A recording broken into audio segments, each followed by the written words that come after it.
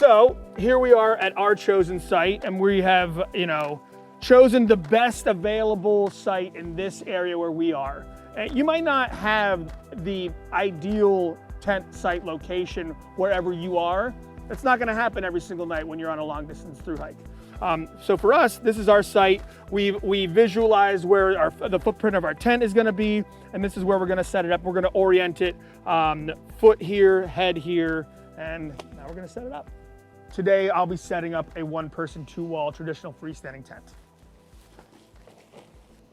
So you're gonna have your tent poles, your tent stakes, and your tent body and fly. You're gonna come over here. You're gonna decide how you wanna orient your tent. Typically these are longer things with one-person tents. Be aware of what your footprint is and which direction you want your footprint to go.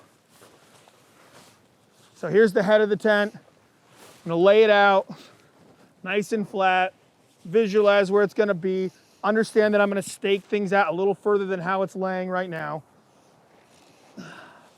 And in some cases, on windy days, windy nights, you're gonna have extra guy line that comes with your tents, or you might wanna have extra guy line to set up extra wind protection with guying things out. So make sure you have extra tent stakes or whatever you need to make sure you can guy it out onto different trees or different rocks, whatever it is.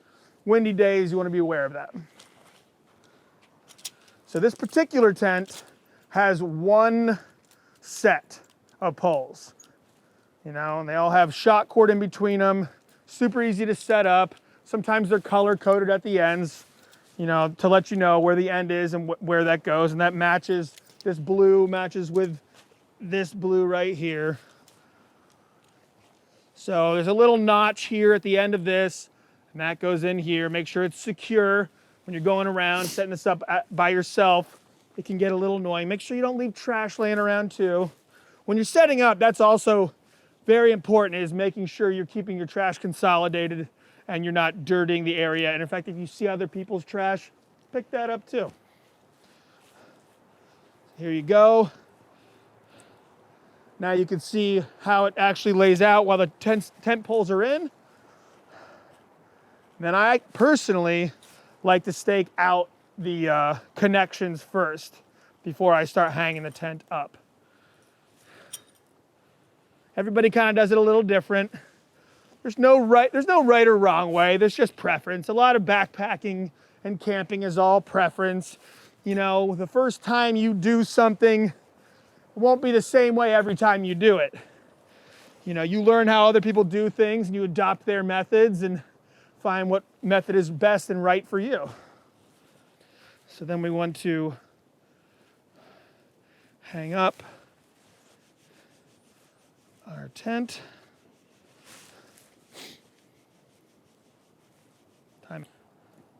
Now also, when you're staking your tent out, you want good tension, but you don't want so much tension that you're putting stress on the tent itself, because you can tear the tent. And also it'll begin to manipulate and warp the tent structure if you put too much stress with how hard and far you're staking out the tent. Now you want to put your fly on. And you don't always have to put your fly on. Some people like to camp under the stars. That's the whole point. That's the beauty of a double wall tent. If you think you're gonna get a nice evening, you can leave the fly off.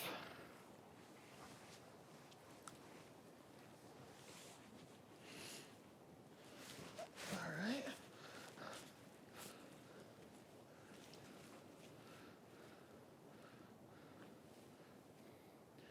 This particular tent, the fly clips in to the base and not the tent stakes themselves.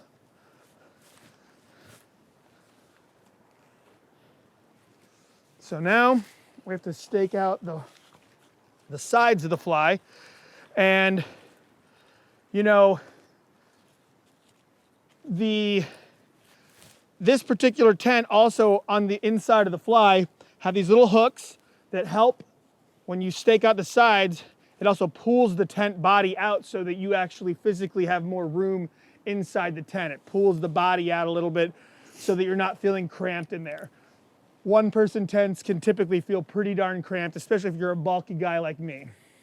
So, especially with one-person tents, a lot of these double wall tents will have a little hook on the inside of the fly, and you will hook that to the outside of the body of the main body of the tent, and that way when you stake out the fly, it pulls the main body out with it to give you more like cubic inches on the inside. So when you're a thicker guy like I am, and having extra space inside your tent is at a premium, you're gonna wanna stake that out, especially for rainy nights where you don't want the tent wall coming in on you, laying against you, more moisture against you. That just means more moisture on your sleeping bag, and it's harder to dry your stuff out. It's just a big mess. So one more tent stake here. That way we can stake out the door, and then you can get to camping, into making dinner.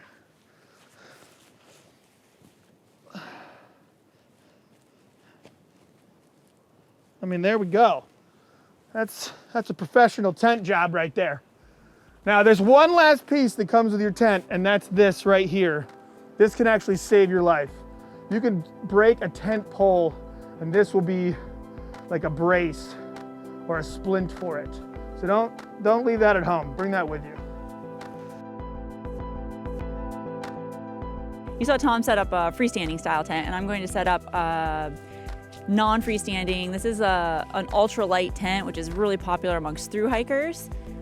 The particular one I'm going to set up is made by a company called Gossamer Gear, and it's made out of sil nylon.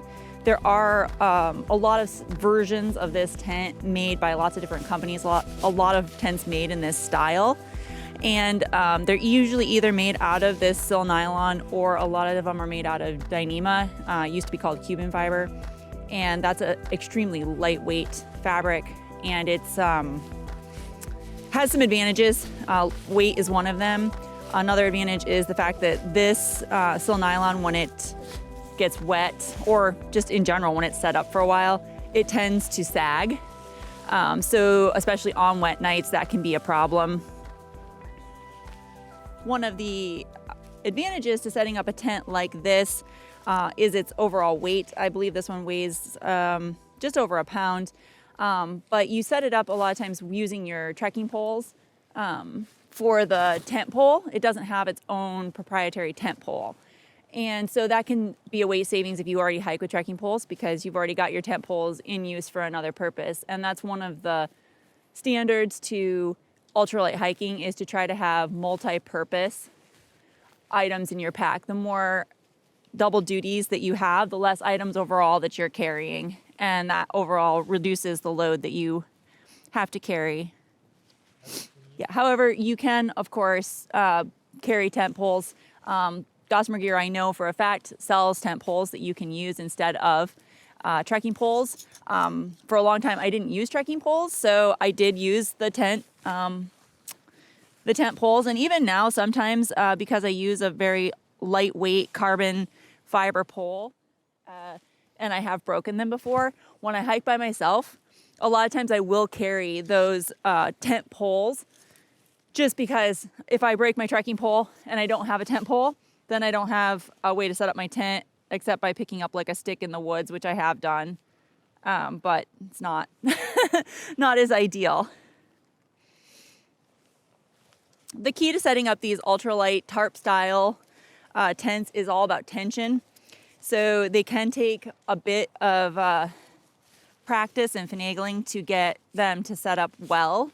A lot of people, when they first start out, they have issues with their tent collapsing, or they have issues with like it sagging a lot or flooding out when it rains, because it takes a little while to get used to balancing the tension in all directions when you're setting it up. So for me, at my height, I use trekking poles. Usually this is like 125, somewhere between 125 and 120. Basically, when you're fitting a trekking pole to yourself, you more or less want your arm to be at a 90-degree angle. That's about the right height for hiking. For me, that just so happens to be about the right exact height for setting up this tent as well. So I usually don't have to adjust these. One of the things you want to be careful with, like I said, this is reliant on tension, but you don't want to go overboard on tension.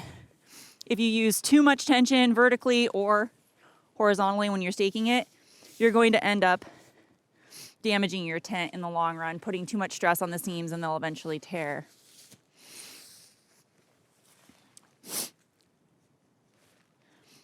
And I will say one thing I always do before I set up my tent after a day of hiking is usually what I will do is I will put a jacket on, just because you've got all this nice warm body heat built up from moving, and you will cool down quickly, especially on a chilly night.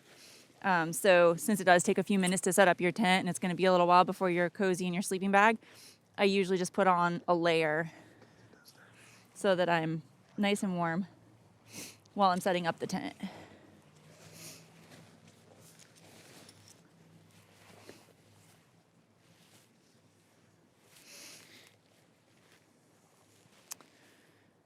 One of the things when you're site selecting is watching out for things like this. So I've got this tree here, which is not going to be ideal for when I put my stake over here. But because I put the tent that way, the door at least isn't going to be opening to it.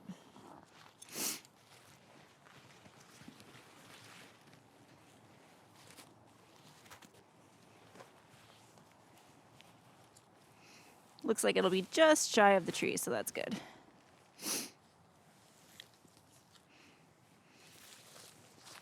So depending on what kind of conditions I've got, whether I think that there's weather coming in or whatever, a lot of times once I get the tent set up, then I go around and I'll like finesse and adjust. That is one of the things with this type of tent. A lot of times you don't get it perfect on the first try, and then there is a lot of, you can be really fussy with it, or you can just be like good enough and get in.